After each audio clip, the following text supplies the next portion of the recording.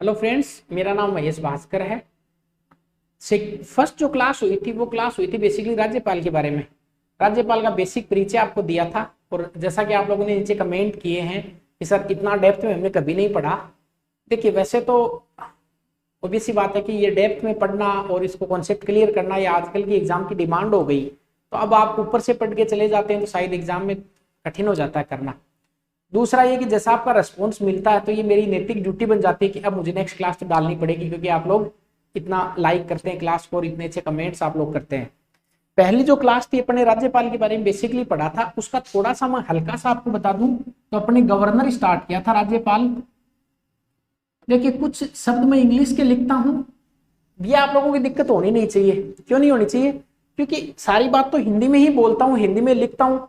उसी बात को अगर इंग्लिश में कुछ लाइन लिख दूं तो इस थोड़ा सा इंग्लिश मीडियम के बच्चों के लिए भी सहूलियत हो जाएगी।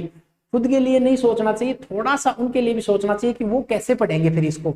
इंग्लिश मीडियम का कंटेंट तो कोई अवेलेबल करवा नहीं रहा है, इसलिए थोड़ा सा कुछ टर्मिनोलॉजी में बोल देता हूँ, थोड़ा सा मैनेज कर लीजिए आप। राज्यपाल के बारे में पढ़ा था आपको, मैंने बताया कि भाग 6 में राज्यपाल है और आर्टिकल 153 से अपने 160 आर्टिकल लास्ट क्लास में पढ़े थे। इसमें मैंने आपको बताया था कि राज्यपाल की दो भूमिकाएं हैं। इसका मतलब राज्यपाल के कितने रोल हैं? ड्यूल रोल हैं। एक तो केंद्र के प्रतिनिधि होते हैं और दूसरा वो राज्य के कार्यपालिका के प्रमुख होते हैं। ये बात आपको पिछले क्लास में बताई थी कि कार्यपालिका के प्रमुख होते हैं। फिर आर्टिकल अपन ने शुरू किया 153 153। 153 में अपन ने क्या लिखा, अगर थोड़ा सा शॉर्ट में लिखूं तो यहाँ पे अपन ने लिखा कि प्रत्येक राज्य के लिए एक राज्यपाल होगा, पर इस बात को चेंज कर दिया और 7वें संविधान संशोधन में ये लिख दिया कि एक राज्यपाल दो या दो से अधिक राज्यों का राज्यपाल भी हो सकता है। अब कितने राज्यों का होगा उसकी कोई सीमा नहीं है। एक राज्यपाल कितने भी राज्यों का राज्यपाल हो सकता है। तो क्या 28 राज्यों के भी हो सकता है क्या? हाँ, हो सकता है, पर केंद्र शासित प्रदेश यहाँ पे नहीं लिखा हुआ है। साथ में मैंने बताया था कि जो राज्यपाल का जो वेतन है उसका निर्धारण संसद द्वारा किया जाता है। पर मान लेते हैं कि ऐसा हो गया कि साहब दो या दो से अधिक राज्यों का राज्यपाल एक साथ बन रहा है, उस समय वेतन का निर्धारण मतलब किस प्रोपोर्शनल में वेतन मिलेगा ये प्रेसिडेंट के द्वारा तय किया जाता है। साथ ही मैंने आपको बताया था कि एक राज्यपाल को अगर सारे राज्यों का राज्यपाल बना दिया जाए तो भारत के संविधान का कौन सा ढांचा प्रभावित होगा, तो आपने इसका उत्तर दे दिया था कि साहब इसमें संघीय ढांचा प्रभावित होगा। फिर आर्टिकल 154 की अपन ने बात की और 154 में लिखा हुआ था कि राज्य की कार्यपालिका जो शक्ति है वो राज्यपाल में निहित है। या राज्यपाल उसका स्वयं प्रयोग कर लेगा या अपने अधीनस्थों के माध्यम से उसका प्रयोग कर सकता है। ये बात 154 में थी। साथ ही कार्यपालिका शक्ति के संदर्भ में कानून बनाने की जिम्मेदारी किसके पास में है? विधानमंडल और पार्लियामेंट दोनों के पास में शक्ति है। ऐसा क्वेश्चन पूछा जा सकता है। फिर मैंने आपको बताया आर्टिकल 155 और 155 में मैंने आपको बताया कि साहब राज्यपाल की जो नियुक्ति है वो प्रेसिडेंट राष्ट्रपति के द्वारा की जाएगी। राष्ट्रपति खुद से नहीं करके मंत्रिपरिषद की सलाह से नियुक्ति करेंगे और मंत्रिपरिषद की सलाह दे जाने के बाद में राष्ट्रपति बाध्य होंगे एक बार पुनर्विचार के लिए लौटा सकते हैं। ये बात 44वें संशोधन से ऐड कर दी गई। उसके बाद में अपने बात की आर्टिकल 156 की। आर्टिकल 156 में मैंने बताया था कि जो राज्यपाल का जो कार्यकाल है वो 5 और 6 से याद कर लेंगे। 5 वर्ष होता है। समय से पहले वो राष्ट्रपति को त्यागपत्र दे सकते हैं, उनको हटाया भी जा सकता है। हटाने का आधार संविधान में नहीं लिखा गया है। मदन मोहन पुंछी आयोग ने कहा था कि जब भी हटाएं उस समय में महाभियोग की प्रक्रिया का पालन करना चाहिए। कार्यकाल पूरा होने के बाद भी तब तक वो पद पे रहेंगे जब तक कि उनका उत्तराधिकारी पद पे नहीं आ जाता है। साथ ही साथ मैंने आपको ये बताया था कि कार्यकाल के दौरान उनका ट्रांसफर स्थानांतरण भी किया जा सकता है। स्थानांतरण जो है और इस वाला कार्यकाल टोटल 5 वर्ष होगा। साथ ही साथ यह भी बताया था कि राष्ट्रपति के प्रसाद पर्यंत राज्यपाल अपना पद होल्ड करके रखते हैं, पद पे रहते हैं। उसके बाद मैंने आपको बताया आर्टिकल 157 156 अपन ने कर लिया। फिर 157 में आपको बताया था कि राष्ट्रपति जो है उसके लिए क्वालिफिकेशन क्या होगी, योग्यता क्या होगी राज्यपाल के लिए, माफी चाहते हैं। तो आपको ये बता दें कि राज्यपाल के लिए केवल 2 योग्यताएं हैं जिसमें आपको कंफ्यूज नहीं होना है। एक भारत का नागरिक होना चाहिए और दूसरा उनकी उम्र है वो 35 वर्ष होनी चाहिए। इसके अलावा कोई योग्यता संविधान में नहीं लिखी गई है। पर हाँ, नियुक्ति करते टाइम 2 परंपराएं हैं, उनका पालन करना पड़ेगा। पहली परंपरा तो ये कि साहब उस राज्य का निवासी नहीं होना चाहिए, और दूसरा कि साहब नियुक्ति करते टाइम मुख्यमंत्री से सलाह ली जानी चाहिए। ये बात सरकारी आयोग ने भी बोली थी। उसके बाद में 158 में मैंने आपको बताया था कि पद के लिए कुछ शर्तें लिखी गई हैं। शर्तों में आपको ध्यान रखना कि वो किसी लाभ के पद पे नहीं होना चाहिए। दूसरा आपको मैंने बताया था कि वो लाभ के पद पे नहीं होना। दूसरा आपको मैंने बताया था कि उनको वेतन और भत्तों जो दिए जाएंगे वो ऑब्वियस सी बात है कि दूसरी अनुसूची के तहत उनको दिए जाते हैं। वेतन भत्तों में पद पे रहते हुए कोई परिवर्तन का मतलब अलाभकारी परिवर्तन नहीं किया जा सकता। ये क्वेश्चन आपको परेशान कर सकता है कि क्वेश्चन अगर ऐसा जाए कि पद पे नियुक्त करने के बाद, नियुक्ति के बाद वेतन भत्तों में परिवर्तन नहीं किया जा सकता, परिवर्तन नहीं किया जा सकता, यह बात सही है या गलत है? तो आप कहेंगे सही है, बल्कि गलत है। गलत कैसे है? देखिए यहाँ पे परिवर्तन की बात आई है, तो परिवर्तन दोनों तरह से हो सकते हैं, बढ़ाना भी परिवर्तन है और घटाना भी परिवर्तन है। तो आपको ध्यान रखना एग्जाम में, यस परिवर्तन तो किया जा सकता है, पर ऐसा कोई परिवर्तन नहीं किया जा सकता जो अलाभकारी हो, नकारात्मक या हानिकारक परिवर्तन नहीं किया जा सकता। वेतन बढ़ाया तो जा ही सकता है, परिवर्तन हो सकता है, पर कम नहीं किया जा सकता। ठीक है, अगली बात अपन को ध्यान रखनी है 159 की होगी। साथ ही साथ आपको बताया था कि जब भी राज्यपाल पद पे नियुक्त हो उसके बाद उन पे कोई सिविल या फौजदारी, जिसको क्रिमिनल एंड सिविल मैटर बोलते हैं, कोई कार्यवाही नहीं की जा सकती। पर अगर सिविल मैटर पे कार्रवाई करनी तो कितने माह पूर्व, 2 माह पूर्व उनको नोटिस देना जरूरी है। फिर मैंने आपको शपथ के बारे में बता दिया। शपथ में ये लिखा हुआ था साहब कि किसके द्वारा दिलाई जाएगी, तो न्यायाधीश के द्वारा दिलाई जाएगी। किस नाम से शपथ लेंगे, तो ये है कि संविधान की रक्षा और लोक कल्याण की शपथ लेंगे। साथ ही साथ 3 वर्ड मैंने आपको बताया था, संविधान का संरक्षण, प्रतिरक्षण और संरक्षण। परिरक्षण, संरक्षण और प्रतिरक्षण 3 कीवर्ड अपन ने बात करी थी कि क्या क्या होते हैं ये। इसके बाद मैंने आपको बताया था कि साहब अगर कोई कार्यवाहक राज्यपाल है तो भी शपथ लेनी पड़ेगी। साथ साथ ये भी बताया था कि अगर राज्यपाल के कोई कर्तव्यों का निर्वहन कर रहा है तो भी उनको शपथ लेनी पड़ेगी। अंतिम जो आर्टिकल अपन ने बात की 160 में, उसमें यह बताया था कि अगर कोई अन्य आकस्मिकता हो जाए, कोई अन्य कैजुअलिटीज हो जाए, कोई भी कैजुअलिटी जो यहाँ पे नहीं लिखी गई है, उसमें नियम कौन बनाएगा? राष्ट्रपति। तो अगर नियम की बात करें, लॉ की बात करें, तो देखिए एक नाम आया है यहाँ पे, राज्य विधानमंडल, राज्य और संसद। एक लॉ की बात करें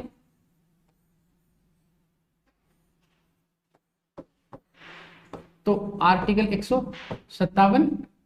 एक लॉ की बात करें तो आर्टिकल 159, और एक लॉ की बात करें तो आर्टिकल 160। बहुत ध्यान से और डेप्थ के साथ पढ़ना है। देखिए ये जो लॉ है ये आर्टिकल 153 से जुड़ा हुआ है, जबकि मैं कहूंगा आर्टिकल 154 से जुड़ा हुआ है।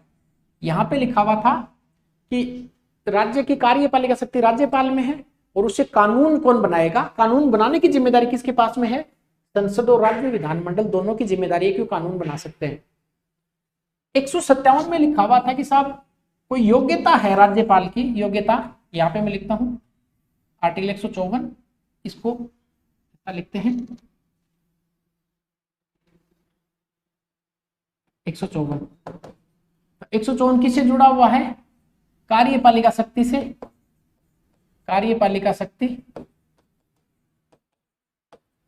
157 में क्या, जरा याद कीजिए, यहाँ पे योग्यता है। तो अगर क्वेश्चन आता है कि राज्यपाल की योग्यता में बदलाव करना तो कौन करेगा? ये आपको ध्यान है, संसद कर सकती है, ये कानून संसद बना देगी। आर्टिकल 159 में लिखा था कि वेतन व भत्तों से संबंधित अगर कोई भी निर्धारण करना तो किसके द्वारा किया जाएगा? संसद के द्वारा। बट अगर 2 राज्यों के राज्यपाल है तो वेतन भत्ते कौन तय करेंगे? राष्ट्रपति तय करेंगे। और एक लॉ 160 का कि अन्य कोई भी आकस्मिकता हो जाए, जैसे मान लेते हैं कि राज्यपाल का कुछ ऐसा लिखा हुआ नहीं, जैसे मान लेते हैं कि राज्यपाल का किडनैप कर लिया जाए, मैंने पिछली बार बताया ये बात संविधान में लिखी गई नहीं है, और राज्यपाल अब पद पे भी नहीं है, उनकी डेथ भी नहीं हुई है, और ऐसी स्थिति में क्या किया जाए, पर वो काम नहीं कर रहे हैं, तो फिर तो नियम कौन बनाएगा? यहां पे राष्ट्रपति नियम बनाएंगे। याद रहेगा आपके? तो मैं वापस बोलता हूं, राज्य की कार्यपालिका शक्ति के संदर्भ में कानून बनाने की जिम्मेदारी किसके पास में है? कार्यपालिका शक्ति की जिम्मेदारी है संसद और राज्य विधानमंडल दोनों के पास में। यहाँ पे लिख लो, चाहे कार्यपालिका शक्ति के संबंध में किसके पास है? संसद प्लस राज्य विधानमंडल। तो आपको ये बात जरूर ध्यान रखनी है कि केवल एकमात्र ऐसा आर्टिकल 154 है जो राज्य विधानमंडल का भी उल्लेख करता है, अदरवाइज और किसी आर्टिकल में ऐसी बात नहीं उल्लेखित की गई है। तो राज्यपाल की कार्यपालिका संदर्भ में शक्ति कौन बना सकता है? संसद और राज्य विधानमंडल दोनों। आर्टिकल 157 में योग्यताओं के बारे में लिखा गया है। अगर राज्यपाल पद की योग्यता में बदलाव करना है, ध्यान से सुनिए, और मान लेते कि योग्यता करनी है उनकी उम्र 40 वर्ष करनी है, इसका मतलब संविधान में क्या करना पड़ेगा? संशोधन। संशोधन कौन कर सकता है? केवल संसद कर सकती है। इसलिए अगर योग्यता में बदलाव करना है तो संसद करेगी। आर्टिकल 159, ये आर्टिकल जो 162 है, इसमें आपको ध्यान रखना है कि आर्टिकल 158, माफी चाहते हैं, आर्टिकल 158 यहां पे लिखा गया है उसके वेतन भत्ते और शर्तें। वेतन भत्ते किसके द्वारा तय किए जाते हैं? संसद के द्वारा। पर अगर 2 या 2 से अधिक राज्यों का राज्यपाल एक साथ बनते हैं तो वेतन भत्ते कौन तय करेंगे? तो राष्ट्रपति करेंगे। 160 में लिखा हुआ है साहब कि अन्य कोई आकस्मिकता आ जाए तो लो कौन बनाएगा? राष्ट्रपति।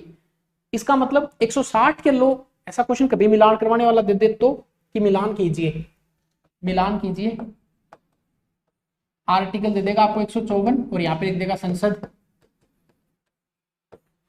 आर्टिकल 160 दे देगा, यहाँ पे दे देगा राष्ट्रपति। आर्टिकल आपको दे देंगे 158 और यहाँ पे दे देंगे संसद व राज्य विधानमंडल।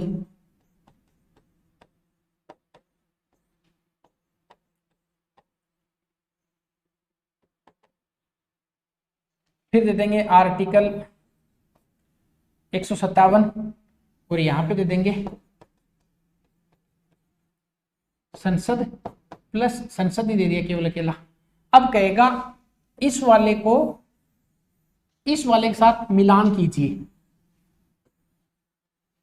देखिए ये आपने कहीं नहीं पढ़ा होगा, मैंने पिछली क्लास में भी बताया था आपको, इस लेवल से पढ़ना है कि आपको लगेगा कि यार ये मैंने कभी नहीं पढ़ा है, उसी लेवल से पढ़ना है। तो अगर ऐसा मिलान करवाने वाला कोई क्वेश्चन दे देता है तो क्या मिलान करेंगे? अब मिलान करते हैं। 154 में लिखा गया है कि राज्यपाल की कार्यपालिका शक्ति के संदर्भ में कानून कौन बना सकता है? इसका मिलान ये हो जाएगा, देखिए इधर वाला, ये संसद और राज्य विधानमंडल, इसका उत्तर हो जाएगा। 160 में अन्य आकस्मिकता के बारे में लिखा गया तो नियम कौन बनाएंगे? राष्ट्रपति बनाएंगे। आर्टिकल 158 में क्या लिखा गया? आर्टिकल 158 में साहब ये लिखा गया है कि अगर राज्यपाल की कोई भी शर्तें हैं उनमें बदलाव करना शर्तों में तो कौन करेगा? संसद। और 157 में क्या लिखा गया है कि अगर योग्यता में बदलाव करना तो कौन करेगा? संसद। इस लेवल से आपको पढ़ना है, ठीक। तो अभी तक जो अपन ने पढ़ा उसका आपको मैंने ब्रीफ बता दिया। आप चाहेंगे तो और डिटेल वाले क्वेश्चन यूपीएससी जो आईएएस में ऐसे क्वेश्चन आते हैं, पर उस लेवल की तैयारी करने के बाद यहाँ नीचे कुछ बचता नहीं है, आपको सारे क्वेश्चन क्लियर हो जाते हैं। अब बात करते हैं साहब राज्यपाल की शक्तियों के बारे में। तो देखिए 10-12 मिनट हो गई, अपनी पिछली क्लास रिवीजन हो गया। अब बात करते हैं कार्यपालिका, और कार्यपालिका शक्ति भी इतनी ही डिटेल से पढ़ेंगे, उसके बाद आपको लगेगा कि हमें कुछ पढ़ने की जरूरत नहीं है। मूल जो ओरिजिनल टेक्स्ट है अपना कॉन्स्टिट्यूशन है, आज संविधान दिवस है, उसकी भी आपको हार्दिक शुभकामनाएं। ओरिजिनल जो कॉन्स्टिट्यूशन है अपना, कॉन्स्टिट्यूशन में क्या मेंशन किया गया, गाइड बुक की छोड़िए, ओरिजिनल कॉन्स्टिट्यूशन, क्योंकि आपके पेपर प्रोफेसर्स बनाते हैं और वो एक लीजेंड होते हैं अपने आप में, तो इसलिए वो जब क्वेश्चंस देखते हैं तो वो कोई गाइड बुक को फॉलो नहीं करके मूल संविधान को फॉलो करते हैं। मूल संविधान को समझना, उसकी भाषा को समझना थोड़ा सा टफ काम है, इसलिए अपन केवल मूल संविधान की बातों को डिस्कस कर रहे हैं कि जो ओरिजिनल बातें हैं, कॉपी पेस्ट होके नहीं, कॉपी पेस्ट में थोड़ा सा गलती होने की संभावना होती है। अब अपन बात करेंगे राज्यपाल की कार्यपालिका शक्ति के बारे में। तो क्या हेडिंग लगाएंगे? राज्यपाल की कार्यपालिका शक्ति, या माफी चाहते हैं राज्यपाल की शक्तियां, हेडिंग लगाइए। और इसको मैंने शायद इसको लिख रखा है, तो आप यहां से देखिए राज्यपाल की शक्तियां। और इंग्लिश में अगर कुछ टर्म बोलता हूं तो आपको दिक्कत नहीं होनी चाहिए, क्योंकि कुछ इंग्लिश मीडियम के स्टूडेंट भी होते हैं, तो ये बात मैंने यहाँ इंग्लिश में लिख दी तो इससे आपकी क्या दिक्कत होगी? पावर्स ऑफ गवर्नर, राज्यपाल की शक्तियां, पावर्स ऑफ गवर्नर। पहला लिखेंगे एग्जीक्यूटिव पावर, कार्यपालिका शक्ति, एग्जीक्यूटिव पावर। उसके बाद में लिखेंगे legislature power, LEGISLATURE, legislature power. फिर लिखेंगे फाइनेंशियल पावर, फिनेंशियल पावर, फिर लिखेंगे जुडिशियल पावर, फिर लिखेंगे डिस्कशनरी पावर, फिर लिखेंगे इमरजेंसी पावर। कितनी शक्तियां पढ़ेंगे? 6 शक्तियां। पहला कार्यपालिका शक्ति, फिर विधायी शक्ति, फिर वित्तीय शक्ति, फिर न्यायिक शक्ति, आपातकालीन और स्वविवेकी शक्ति। इन शक्तियों को इस प्रकार से बांट के पढ़ेंगे। इसका आप स्क्रीनशॉट ले सकते हैं, शायद आपको दिखाई दे रहा होगा, आप इसका स्क्रीनशॉट ले लीजिए। एक एक शक्ति के बारे में अपना विस्तार से पढ़ने वाले हैं। क्लियर? तो सबसे पहले हेडिंग लगाएंगे आप एग्जीक्यूटिव पावर ऑफ गवर्नर, राज्यपाल की कार्यपालिका शक्ति।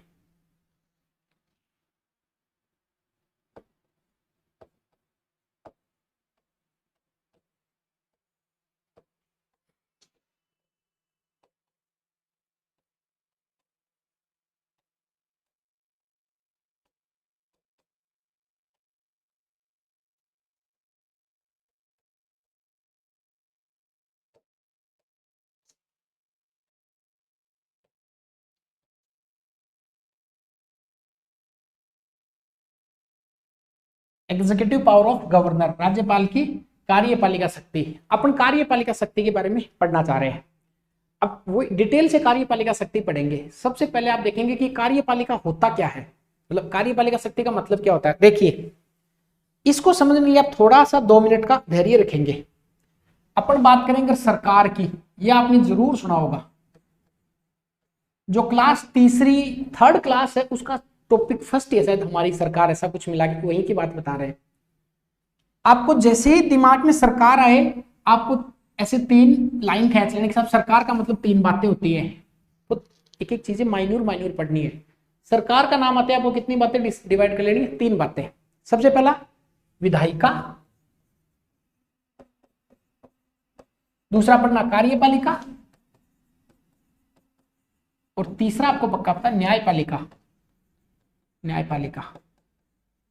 तो रिपीट कीजिए, सरकार के कितने अंग होते हैं? 3। कौन कौन से? पहला विधायिका, दूसरा कार्यपालिका और तीसरा न्यायपालिका। तो क्वेश्चन है कि सरकार के अंग, तो आपका आंसर 3 अंग होते हैं। सरकार का मतलब ओबीएस सी बात है, उसके अंग 3। सबसे पहले आपको ध्यान रखना कि विधायिका क्या होती है। विधायिका के 2 नाम और हैं जो आपने सुने, मतलब विधान बनाने वाली। और विधान कौन बनाता है? विधान संसद बनाती है।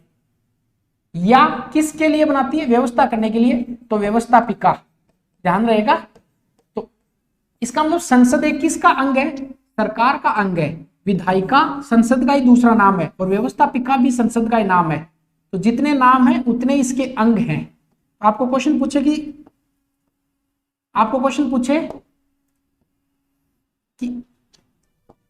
संसद के कितने अंग है? आपका आंसर 3 अंग है।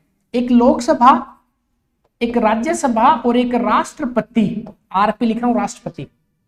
इसका मतलब लोकसभा जो है वो किसका अंग है? संसद का।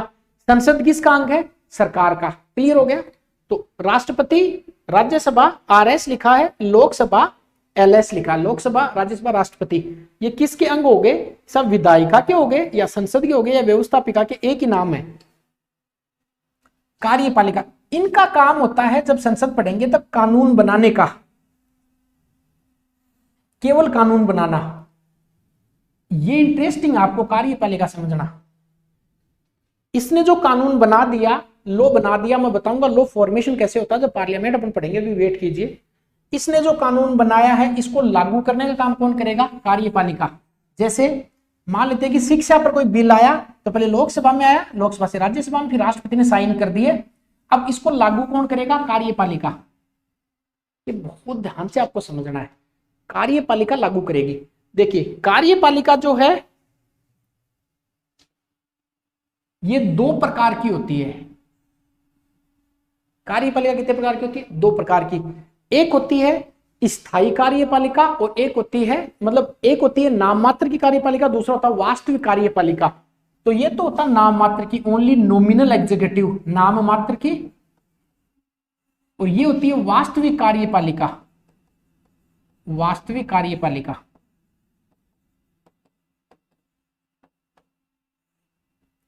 क्या समझे? विधायिका समझ गए। कार्यपालिका जो होती है भारत में, वो कितने टाइप की है? टाइप्स ऑफ एग्जीक्यूटिव कितने? 2 टाइप है। First one is nominal executive and second is real executive. नाम मात्र की कार्यपालिका और वास्तविक कार्यपालिका। नाम मात्र की कार्यपालिका का मतलब उसका केवल नाम चलता हो, उसमें पावर नहीं हो, पावर तो हो पर वो केवल नाम का पावर हो। यहाँ पे भारत में कौन है? राष्ट्रपति। तो क्वेश्चन पूछे कि राष्ट्रपति किसका अंग है, तो आप कहेंगे सर वो विधायिका का भी अंग है, वो कार्यपालिका का भी अंग है। कार्यपालिका में किसका अंग है? वो नाम मात्र की कार्यपालिका। तो मैंने लिखा कि राष्ट्रपति भारत में नाम मात्र की कार्यपालिका है। इंटरेस्टिंग सुनिए, जो रियल एग्जीक्यूटिव है उसके भी 2 टाइप आगे, ठीक, आपने नहीं पढ़ा होगा पर सुनिए ध्यान से। वास्तविक कार्यपालिका के भी कितने प्रकार हैं? 2 प्रकार। पहला जो है वो होती है स्थायी और दूसरी होती है अस्थायी। कुछ समझ में आया? सबसे पहले पॉलिटी में केवल अपन सरकार पढ़ते हैं। सरकार के कितने अंग होते हैं? 3। पहला विधायिका, दूसरा कार्यपालिका और तीसरा न्यायपालिका। क्लियर? विधायिका जो है, विधायिका, इस विधायिका का दूसरा नाम संसद है, इसी का नाम व्यवस्थापिका है। और इसके कितने अंग हैं? 3, लोकसभा, राज्यसभा और राष्ट्रपति। इसका मतलब इसको लेजिस्लेचर बोलते हैं, और लेजिस्लेचर का सेकंड नेम क्या है? पार्लियामेंट, और फिर पार्लियामेंट, लेजिस्लेचर, व्यवस्थापिका भी यही होता है। इसके कितने पार्ट हैं? 3, लोकसभा, राज्यसभा एंड राष्ट्रपति। फिर बात करते हैं कार्यपालिका की। कार्यपालिका कितने प्रकार की होती है? 2 प्रकार की। देखिए एक बार थोड़ी सी दिक्कत तो आएगी आपके पास, इस लेवल से एक बार आपने समझ लिया, फिर वापस कभी पॉलिटी नहीं पढ़नी पड़ेगी। चाहे फर्स्ट ग्रेड दे रहे हैं, चाहे आईएएस दे रहे हैं, चाहे आईआरएस दे रहे हैं, या फिर छोटी वाली एग्जाम दे रहे हैं, आपको कभी दिक्कत आएगी नहीं पॉलिटी में। कार्यपालिका कितने प्रकार की? 2, नाम मात्र और वास्तविक कार्यपालिका। नाम मात्र की कार्यपालिका का भारत में प्रमुख कौन है? राष्ट्रपति। और वास्तविक कार्यपालिका जो है इसका, ये कितने प्रकार की होती है? 2 प्रकार की। कौन कौन सी? एक स्थायी और दूसरी अस्थायी। ठीक, अब बात करते हैं न्यायपालिका की। न्यायपालिका भी भारत में 3 स्ट्रक्चर की है। नीचे नीचे होते हैं लोअर कोर्ट, इसको अधीनस्थ न्यायालय बोलते हैं, ऊपर हाई कोर्ट और उसके ऊपर सुप्रीम कोर्ट। क्लियर हो गया? इसका मतलब स्थायी जो कार्यपालिका है इधर, इसमें सारे आएंगे आईएएस, आईपीएस। इसका मतलब जो सरकारी जो ऑफिशियल जो ब्यूरोक्रेट जो होते हैं भारत में, उच्च स्तर के अधिकारी, जिसमें मान लेते हैं कि अब सचिव जो आ गए, वो स्थायी कार्यपालिका का अंग हो गया। और अस्थायी कार्यपालिका का मतलब हो गया मंत्री। क्लियर हो गया? इसका मतलब क्या, कौन हो गया? मंत्री और प्रधानमंत्री। और इधर न्यायपालिका supreme court, high court, lower court, ये 3 प्रकार की होती है। क्लियर? तो मैं वापस रिपीट करता हूं, विधायी, विधायिका, संसद, व्यवस्थापिका, कार्यपालिका नाम मात्र वास्तविक, न्यायपालिका सुप्रीम कोर्ट, हाई कोर्ट और लोअर कोर्ट। अब देखिए एक चीज ध्यान रखनी है, इसको राज्य पर अप्लाई करेंगे अपन तो कैसे करेंगे? राज्य में कितने अंग होते हैं राज्य की सरकार के? 3 अंग। कौन कौन सा? विधायिका, कार्यपालिका और न्यायपालिका। विधायिका का मतलब होता है कि विधानसभा, और विधानसभा के कितने अंग हैं? वही 3 कर देंगे। राष्ट्रपति की जगह लिख देंगे राज्यपाल, लोकसभा की जगह लिख देंगे विधानसभा, राष्ट्रपति, राज्यसभा की जगह लिख देंगे विधान परिषद। विधान परिषद। कार्यपालिका भी 2 प्रकार की, नाम मात्र के प्रमुख कौन हो जाएंगे? राज्यपाल। और वास्तविक कार्यपालिका के कितने भाग हो जाएंगे? 2, स्थायी और अस्थायी। यहाँ पे मंत्री, प्रधानमंत्री आ रहे थे, यहाँ पे मुख्यमंत्री और मंत्री आ जाएंगे। मुझे पता दिमाग का दही हो रहा है आपका। इस सेपरेट क्लास को मैं एक अलग से क्लास में लूंगा सरकार के नाम से, और उस पर पूरा डेप्थ में 1 घंटे 2 घंटे अपन डिस्कस करेंगे। एक्चुअली सरकार के बारे में आपको सारी बेसिक इंफॉर्मेशन लेनी है। पर अभी आप ये समझेंगे कि कार्यपालिका का हेड कौन हो गया? राष्ट्रपति। तो राज्य में कौन हो जाएगा? राज्यपाल। ये अपन को पढ़ना था बेसिकली। तो राज्यपाल की कार्यपालिका शक्ति, ये अपन को पढ़ना है। इस कार्यपालिका शक्ति को अपन कई भागों में बांटकर पढ़ेंगे। कार्यपालिका शक्ति आर्टिकल अपन सबसे पहले देखेंगे 154, जो आपको पता है। इसमें क्या लिखा हुआ था कि राज्य की कार्यपालिका शक्ति राज्यपाल में निहित होगी। ये बात 154 में लिखा हुआ है। फिर बात करेंगे आर्टिकल अपन 154 के बाद में 163 की, मैं बताऊंगा आगे क्या है। उसके बाद में बात करेंगे अपन 164 की, उसके बाद में बात करेंगे 165, उसके बाद बात करेंगे 166, फिर बात करेंगे 167। इतने सारे आर्टिकल और ये बात पढ़ेंगे तब आपके एक टॉपिक क्लियर होगा जिसमें केवल कार्यपालिका शक्ति पढ़नी है। ठीक, तो सबसे पहले 154, 163, 164, 165, 166 और 167। तो अपन को बेसिकली लगभग आप मान के चलिए कि ये 5-6 आर्टिकल 4-5 आर्टिकल पढ़ने तो जाके अपना क्लियर होगा। तो उतारिए राज्य की कार्यपालिका शक्ति, एग्जीक्यूटिव पावर ऑफ गवर्नर, इसमें 154, 163, 164, 65, 66 और 67 ये आर्टिकल आप लिखिए, एक एक पर बात करते हैं अपन। सबसे पहले अपन जो बात करना चाह रहे हैं वो करेंगे आर्टिकल 154 पर, जो आपको बेसिकली आ रहा है आर्टिकल 154। इस पे मैं कुछ नहीं लिखवाऊंगा ज्यादा। राज्य की कार्यपालिका शक्ति राज्यपाल में निहित होगी, जो कल अपन ने बात करी थी, राज्यपाल में निहित होगी। क्या लिखेंगे? Executive power vested with governor, किसमें निहित होगी? राज्यपाल में निहित होगी। ये बात कहाँ पे लिखी गई है? आर्टिकल 154 में मेंशन किया गया, the executive power vested with governor, governor में वेस्टेड होगी पावर राज्य की कार्यपालिका शक्ति, जिसका प्रयोग या तो स्वयं कर लेगा, कल बताया था, जिसका प्रयोग या तो स्वयं कर लेगा या अपने सबऑर्डिनेट्स अधीनस्थ के माध्यम से कर लेगा। यहां से क्वेश्चन नहीं बनेगा, यहां से एक क्वेश्चन बनेगा, इस पर कानून बनाने की जिम्मेदारी फिर किसकी आ जाएगी? विधानमंडल या संसद की आ जाएगी। ठीक। 154 के बाद अगला जो आर्टिकल आएगा वो 163 आएगा, जो इंटरेस्टिंग है, ये पढ़ना है। इसमें यह लिखा गया है कि अब देखिए समझिए 163 का आर्टिकल कैसे याद करेंगे। आर्टिकल 74 में लिखा हुआ है कि एक मंत्री परिषद होगी, 7-4 सारे मंत्री साथ में 4-4 ही आते हैं, 4-4 मंत्री साथ में आते हैं। 7-4 जो है वो किसकी बात करता है? मंत्रियों की बात करता है केंद्र स्तर पर। क्लियर? एक ट्रिक है, इसमें अगर 89 जोड़ देंगे, 89, तो ये कितने बन जाएंगे? ये 163 बन जाएंगे। 163 किसकी बात करेगा? राज्य के मंत्रियों की। क्लियर हो गया क्या?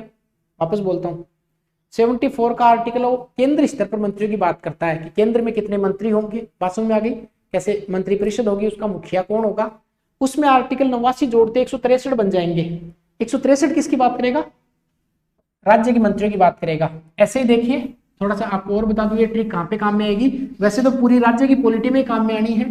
जैसे आपने पढ़ा होगा संसद 7-9, 7-9 में क्या है? 7-9 में संसद है कि हम साथ में नहीं बैठेंगे, लड़ाई करते रहते संसद में। और इसमें कितने जोड़ने? इसमें 89 जोड़ने हैं। 89 जोड़ते ही राज्य का विधानमंडल आ जाएगा। क्लियर? ये मैं आपको ट्रिक से एक अलग से क्लास में बताऊंगा आपको। तो आर्टिकल 163 किसके बारे में कहता है कि एक मंत्री परिषद होगी, राज्य में मंत्री परिषद,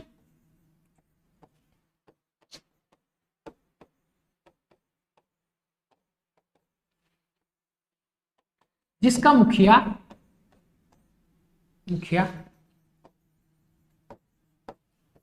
मुख्यमंत्री होंगे। ये बहुत इंटरेस्टिंग लाइन है। राज्य में एक मंत्री परिषद होगी जिसके मुखिया कौन होंगे? सीएम होंगे। आप कहेंगे कि इसका क्या संबंध है राज्यपाल की शक्ति से? बिल्कुल है। कहा गया साहब जो राज्यपाल है ना, ये इंटरेस्टिंग लाइन है, राज्यपाल अपनी स्वविवेक की शक्तियों को छोड़कर, स्वविवेक की शक्तियों को छोड़कर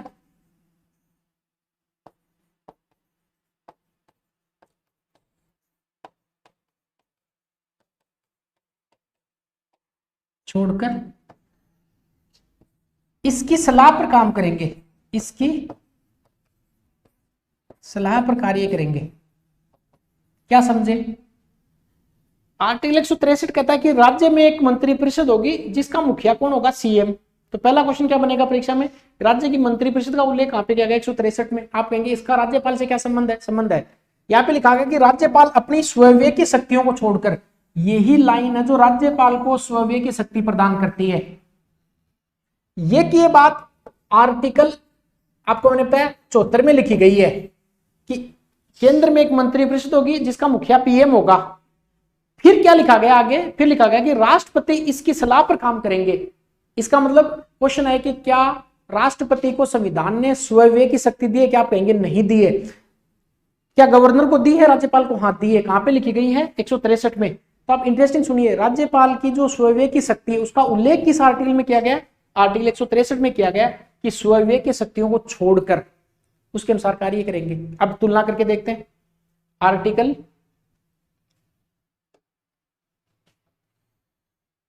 163 और आर्टिकल 74 में।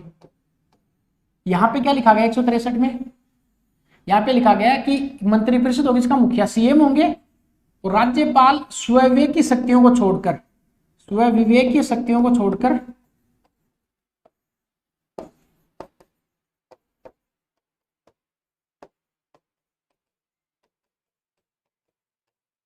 किसके अनुसार काम करेंगे? मंत्रिपरिषद के अनुसार।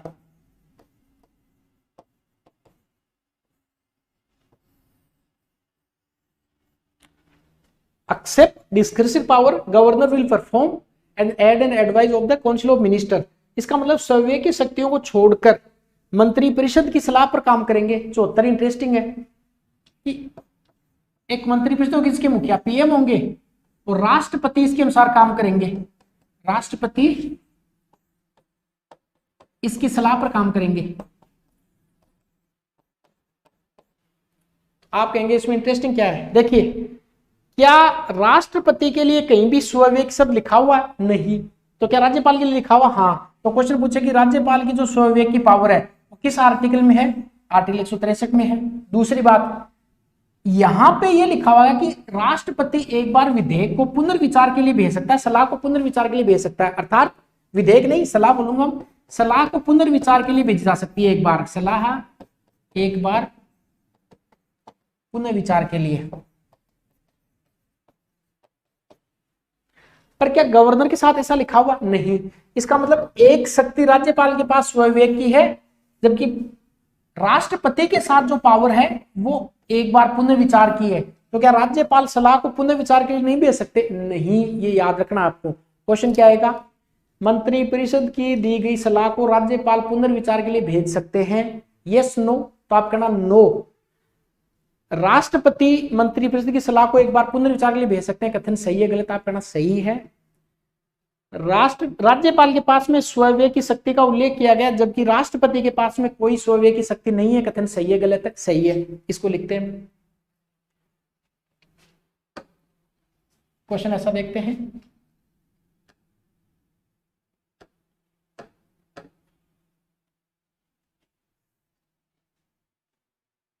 क्वेश्चन, राज्यपाल सलाह को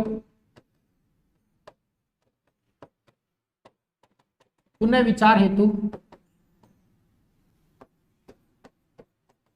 नहीं भेज सकते। ठीक है। राष्ट्रपति के पास, राष्ट्रपति की स्वविवेक की शक्ति संविधान में नहीं है। राष्ट्रपति की स्वविवेक की शक्ति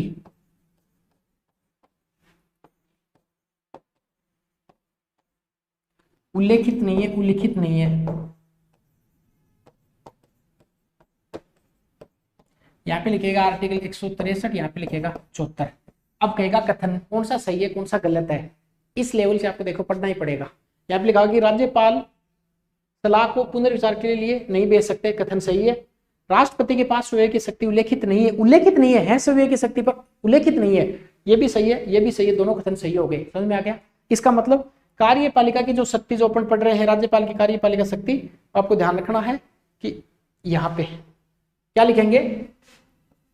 राज्य में एक मंत्रिपरिषद होगी जिसका मुखिया मुख्यमंत्री होगा। राज्यपाल अपनी स्वविवेक की शक्तियों को छोड़कर इसकी सलाह पर कार्य करेंगे और नीचे पुनर्विचार के लिए नहीं भेज सकते, पुनर्विचार हेतु नहीं भेज सकते। ये बात किस में लिखी गई है? आर्टिकल 163 में लिखी गई है। अब बात करते हैं आर्टिकल 164 की। आर्टिकल 164 की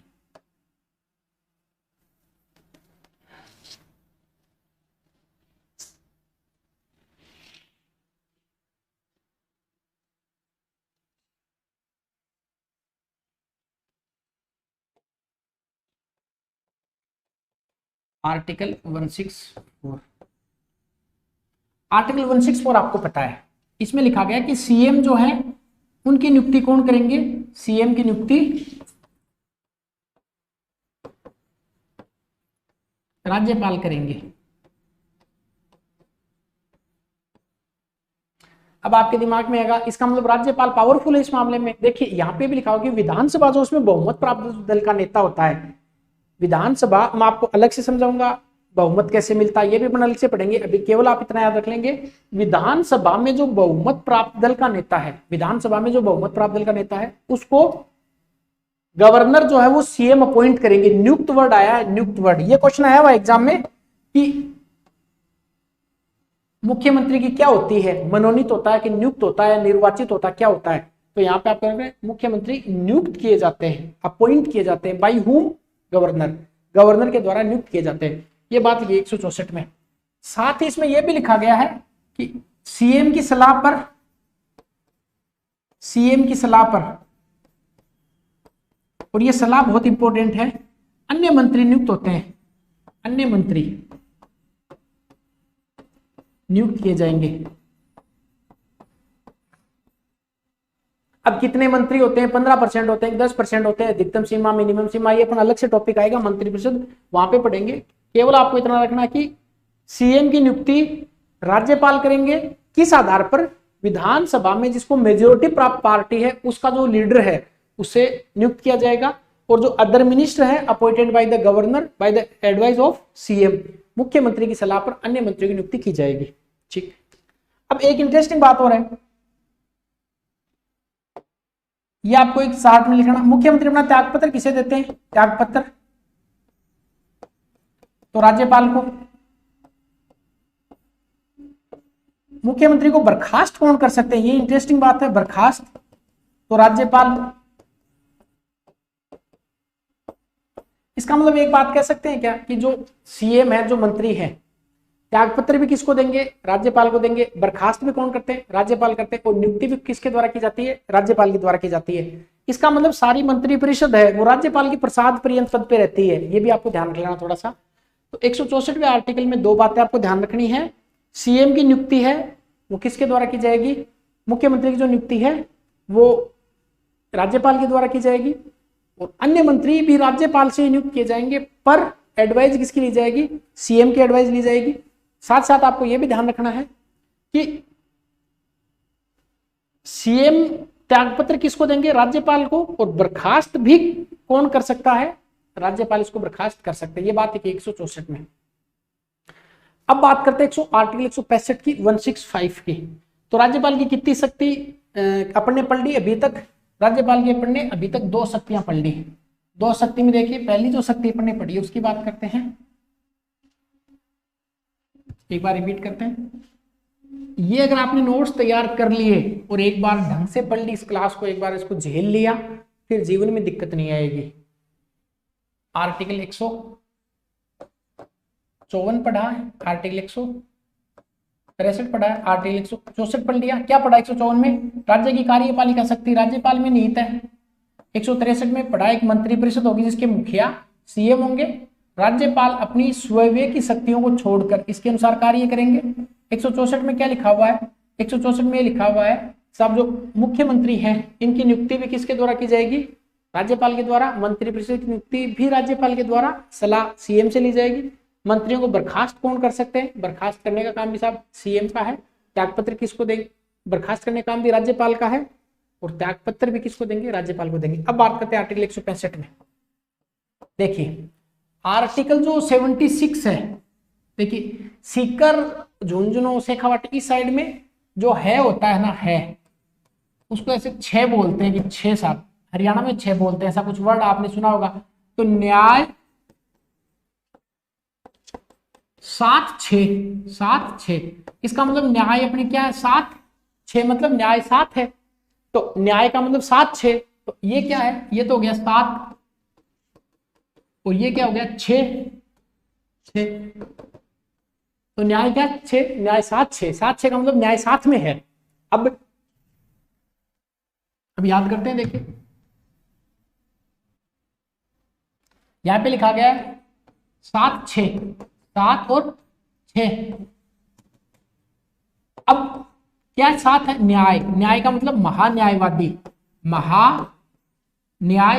महान्यायवादी किस आर्टिकल में लिखा गया है, 76 में लिखा गया है महान्यायवादी। अब दूसरी बात सुनिए, इसमें मैंने आपको बताया था 76 में अपन को ट्रिक से क्या जोड़ने हैं, 89 जोड़ने हैं, तो कितने आएंगे 165। 165 में कौन आ जाएगा, महाअधिवक्ता आ जाएगा, याद रह जाएगा। 7-6 न्याय, ठीक है, इसमें कितने जोड़ने, 89, 165 में क्या आ गया, महाधिवक्ता आ गया। इसका मतलब 165 में क्या लिखा हुआ है, महाधिवक्ता के बारे में लिखते हैं अपन, महाधिवक्ता तो लिखेंगे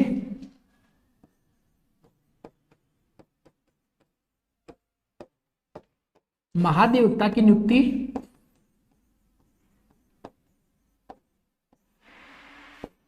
राज्यपाल करेंगे।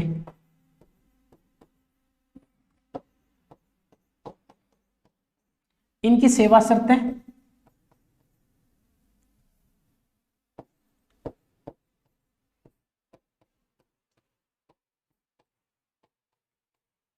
भी राज्यपाल द्वारा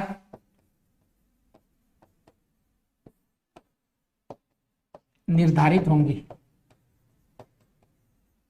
यह क्वेश्चन कई बार पूछ ले एग्जाम में कि एक होता है एडवोकेट जनरल और एक होता है अटॉर्नी जनरल। तो महाधिवक्ता और महान्यायवादी, तो attorney general will be appointed by the governor, article 165 में मेंशन किया गया है। इसका मतलब इसको क्या बोलते हैं, ये एक advocate general will be appointed by the governor. Advocate general, महाधिवक्ता की नियुक्ति राज्यपाल करेंगे। पर क्वेश्चन ये भी आया हुआ है कि महाधिवक्ता की सेवा शर्तों का निर्धारण किसके द्वारा किया जाता है, तो आपको ध्यान रखना है महाधिवक्ता की सेवा शर्तें जो हैं वो राज्यपाल के द्वारा ही तय की जाएंगी। ये बात आर्टिकल 165 में लिखी गई है। अब महाधिवक्ता अपने आप में एक अलग से टॉपिक है जिसको अपन कभी और डिस्कस करेंगे, महाधिवक्ता के बारे में कंप्लीट अपन जानकारी। पर 165 में किसके बारे में लिखा गया, महाधिवक्ता के बारे में। साथ ही साथ आप एक हेडिंग और लगाएंगे कि राज्यपाल निम्नलिखित अन्य अधिकारियों को भी नियुक्त करते हैं। तो जिन जिन की नियुक्ति राज्यपाल करेंगे वो सारी राज्यपाल की कार्यपालिका शक्ति होगी। बात समझ में आ गई। इसका मतलब जो महाधिवक्ता है, महाधिवक्ता इसकी नियुक्ति भी किसके द्वारा की जाएगी, महाधिवक्ता की नियुक्ति राज्यपाल के द्वारा। अन्य पदाधिकारी कौन कौन से, उनके बारे में देख लेते हैं। अन्य पदाधिकारी,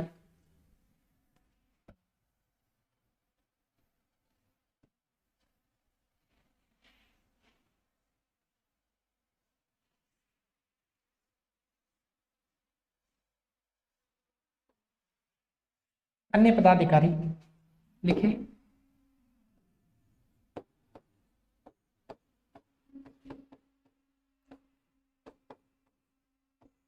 नंबर 1 लिखिए राज्य निर्वाचन आयोग,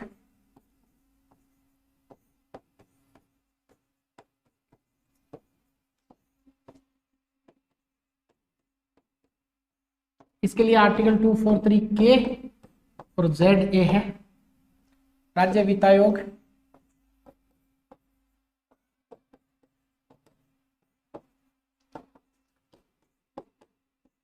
इसके लिए आर्टिकल 243 आई और 2 वाई है। इसके अलावा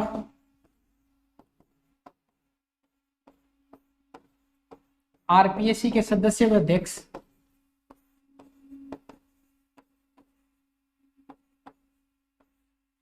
इसके अलावा राज्य मानवाधिकार आयोग,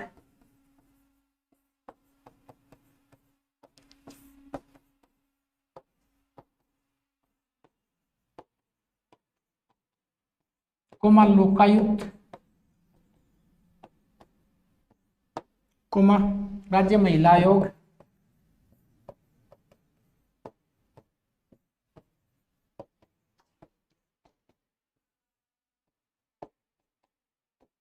सूचना आयोग,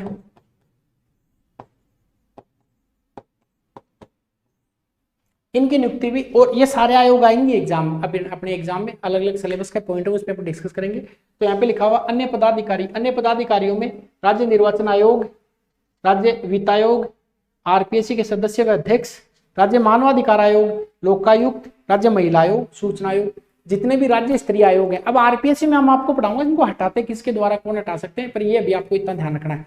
ये हो गया आर्टिकल 165। अब 2 आर्टिकल और है, आर्टिकल 166 और आर्टिकल 167। देखिए आर्टिकल 166 बहुत इंपॉर्टेंट है। वो क्या है वो आपको समझना ध्यान से। इसमें क्या लिखा गया इसके बारे में बात करते हैं। देखिए आर्टिकल 166, फिर एक टेबल बना के सब आर्टिकल एक साथ आपको मैं याद करवा दूंगा।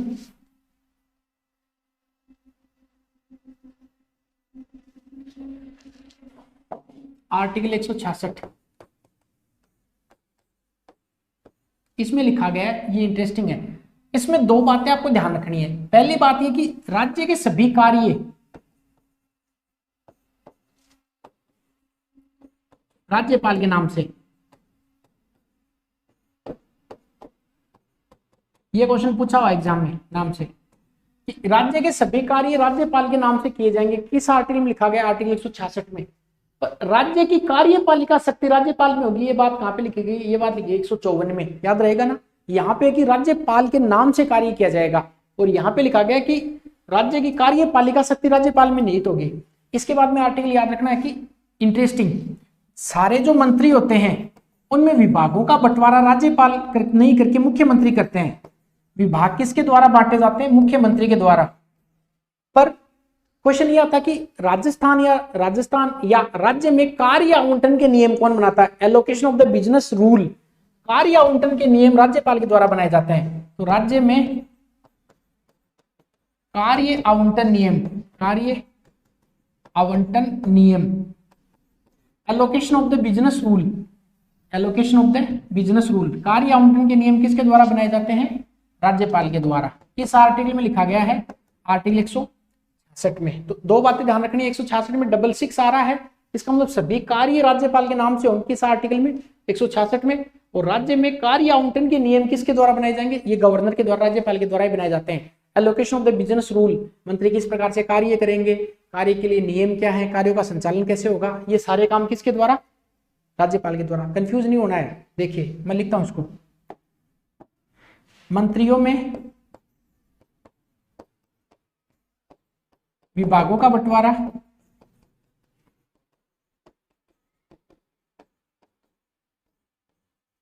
और कार्य आवंटन के नियम,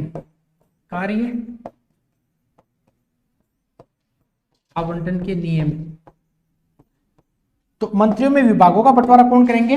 सीएम करेंगे। कार्य आवंटन के नियम कौन बनाएंगे? राज्यपाल बनाएंगे। बहुत ध्यान से देखना है, तो मिलान करवाने वाला क्वेश्चन है, कंफ्यूज नहीं करना है। ईओ और जो आरएस की आप तैयारी कर रहे हैं एसआई की, देखिए इतना बड़ा पद है कि इतना टफ कंपटीशन है। अब इसमें एग्जामिनर ऐसे ऐसे क्वेश्चन बनाता है तो आप विश्वास माने कि बहुत सारे लोग इसका आंसर की नहीं जारी कर पाते जब परीक्षा होती है, क्योंकि वो इस लेवल तक अपन कभी इसको चीजों को एनालाइज करते ही नहीं है। बहुत ध्यान से, है ना, हर एक चीज को पढ़ना है। 166 में क्या लिखा गया है? सभी कार्य राज्यपाल के नाम से और राज्य में कार्य आवंटन के नियम किसके द्वारा बनाए जाएंगे? राज्यपाल के द्वारा बनाए जाएंगे। ये बात लिखी गई है आर्टिकल 166 में। ठीक है, अंतिम जो आर्टिकल है वो आर्टिकल 167 है, आर्टिकल 167, आर्टिकल 167। ये पर्सन सेकंड ग्रेड या फर्स्ट ग्रेड में ध्यान, फर्स्ट ग्रेड में आरपीएससी ने पूछा कि मुख्यमंत्री और राज्यपाल के संबंध किस अनुच्छेद में है? तो उसमें आर्टिकल 167 ऑप्शन था, और दूसरा था कि मुख्यमंत्री के कर्तव्य, ड्यूटीज ऑफ सीएम किस आर्टिकल में मेंशन की गई है? आर्टिकल 167 में, 167 में इसको मेंशन किया गया। बहुत ध्यान से देखना है। ठीक है, तो आर्टिकल 167 यहां पे लिखना मुख्यमंत्री के कर्तव्य, आप duties of CM, duties of CM लिखिए, इसको हिंदी में मुख्यमंत्री के कर्तव्य।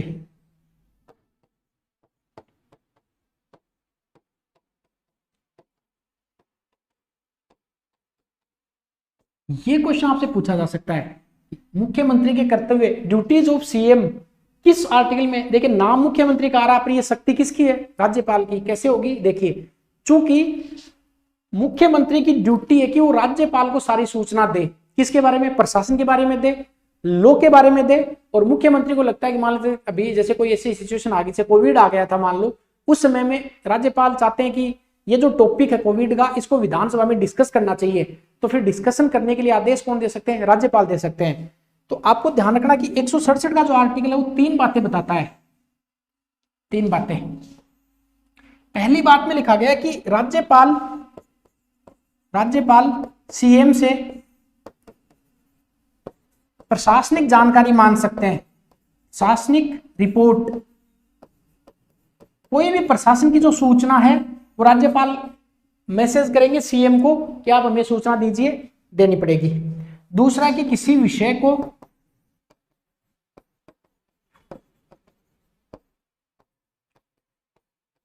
विधानमंडल में डिस्कस करवा सकते हैं, विधानमंडल में चर्चा करवा सकते हैं। और अंतिम तीसरा भी इंपॉर्टेंट है, यहां पे लिखा गया है लॉ फॉर्मेशन, कानून निर्माण की जानकारी, कानून निर्माण की जानकारी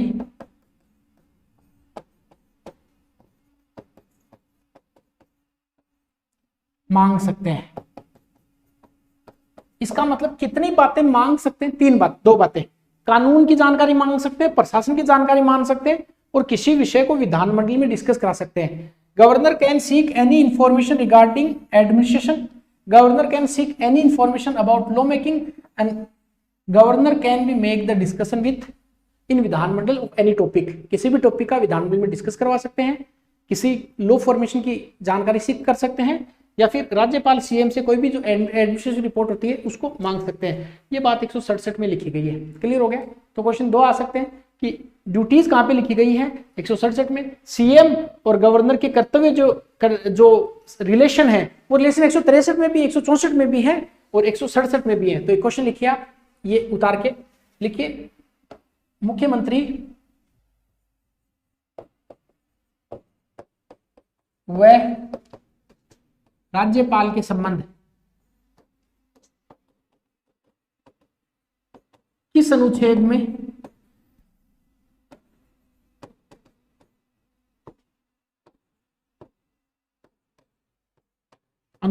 है?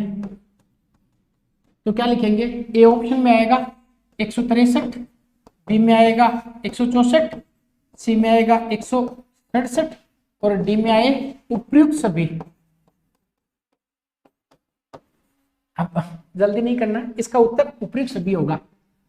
पर ऐसा आ जाए, इसको बदलते हैं। क्वेश्चन ये रहेगा मुख्यमंत्री व राज्यपाल के संबंध किस अनुच्छेद में, और यहां पे एक आर्टिकल आए जैसे आर्टिकल 80, आर्टिकल 167, आर्टिकल 142, आर्टिकल 169, उस समय उत्तर क्या होगा? 167 होगा। इसका मतलब ये तीनों ही जो आर्टिकल है ये मुख्यमंत्री राज्यपाल के संबंध को बताते हैं। पर अगर कोई इंडिविजुअल उत्तर आता है या ऐसा ही पूछ लिया 163, 164, 167 और 168 ऐसा पूछ लिया तो उत्तर क्या होगा? 167 होगा। समझ में आ गई ना?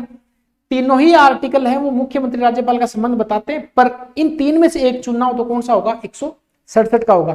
ठीक है। अब अंतिम बात क्या है?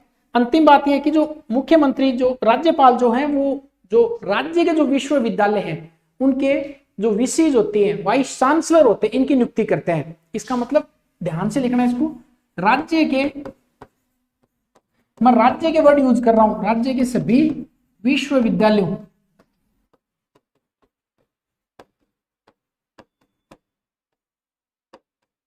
के कुलपतियों की नियुक्ति कौन करेंगे? राज्यपाल। बट ये बट और ये ठीक ही बट है, इसका क्वेश्चन बन सकता है। बट 2 विश्वविद्यालय ऐसे हैं जिनके कुलपतियों की नियुक्ति ये नहीं करेंगे। पहला NLU Jodhpur, national law university, national law university, राष्ट्रीय लॉ विश्वविद्यालय जोधपुर, और केंद्रीय विश्वविद्यालय अजमेर, केंद्रीय विश्वविद्यालय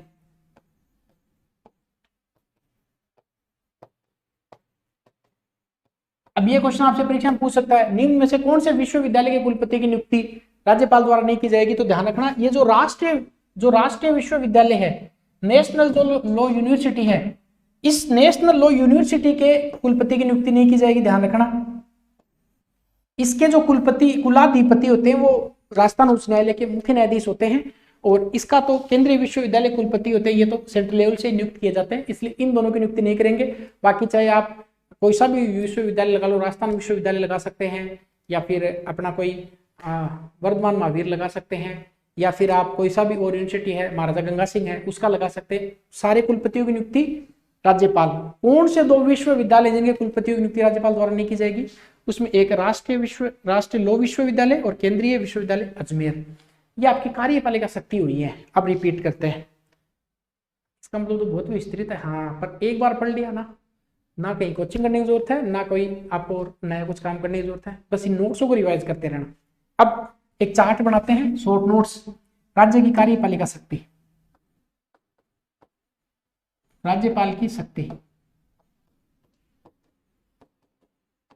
चार्ट में कैसे लिखेंगे? ऐसे लिखें, short notes, article 154, article 163, article 164, article 165, article 166 और आर्टिकल 67 शॉर्ट नोट्स बनाओ। अब आपको अगर आरएस में पूछा जाता है कि राज्यपाल की कार्यपालिका शक्ति लिखो, तो सीधा लिख देंगे आर्टिकल लगा के, एग्जामिनर 5 में से 5 देगा और 2 में से 2 देगा। यहां पे लिखना है सभी कार्यपालिका शक्ति राज्यपाल में all executive power vested with governor 163 में। There shall be council of minister, एक मंत्री परिषद होगी, there shall be council of minister, उसका मुखिया कौन होगा, हेड कौन होंगे, सीएम होंगे, और राज्यपाल स्वविवेक को छोड़कर और इसकी सलाह पर काम करेंगे।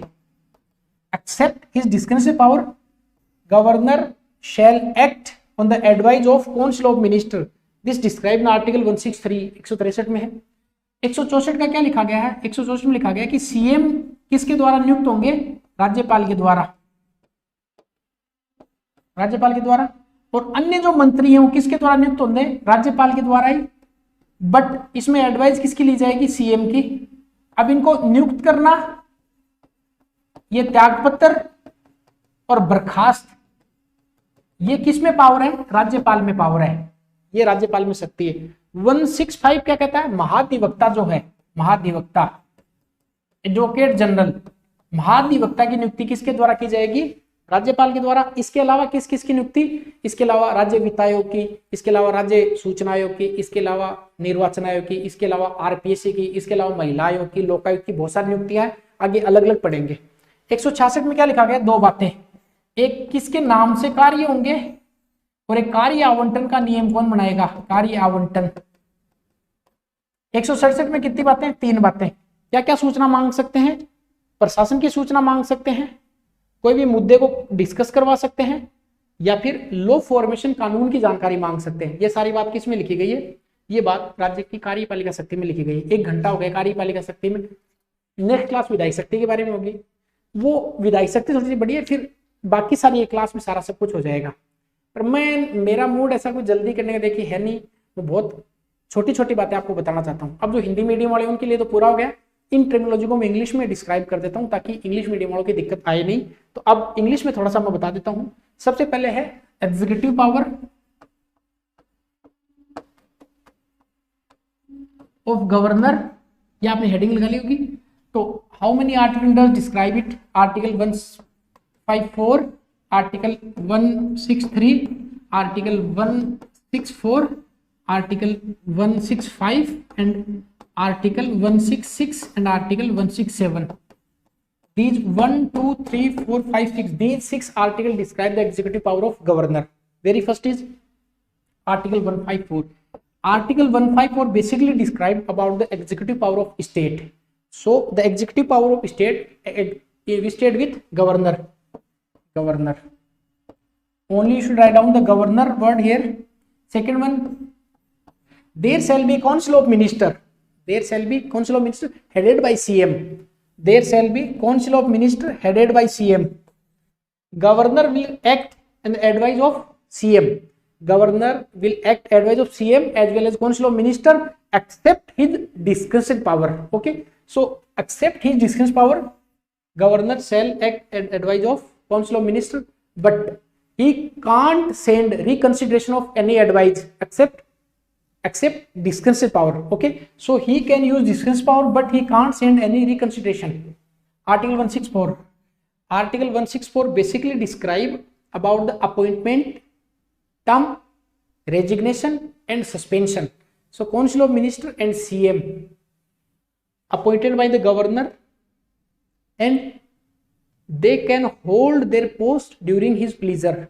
Okay, after completing or without completing their term, they can send resignation to the governor. Second thing, governor can suspend council of minister as well as CM also. 165 article basically describe about the advocate general. Advocate general will be appointed by the governor. Except advocate general, all the officials at state level like as finance commission, state election commission, human right commission, lokayukt, RPSC member and as well as chairperson. This article deal with 2 things. First one is all the executive work done with the name of governor. And second thing is basically describe about the first one is all the things, and second things basically describe about the allocation of the business rule done with the name of governor. Governor will make the form the law of allocation business rule. Article 167 describe about the relation of CM and governor. This article basically deal with three things. First one, relation. Relation means governor can seek any information regarding law formation. First. Second, governor can seek information regarding administrative formation. And third thing is governor can seek the information about the discussion of any issue in legislature. Okay, so I think executive power आपके clear हो गई होगी, इनको short notes में आप लिख सकते हैं। इसके अलावा नेक्स्ट क्लास में मिलेंगे, इसमें अपन विधायी शक्ति के बारे में पढ़ेंगे। चलिए मिलते हैं नेक्स्ट क्लास में।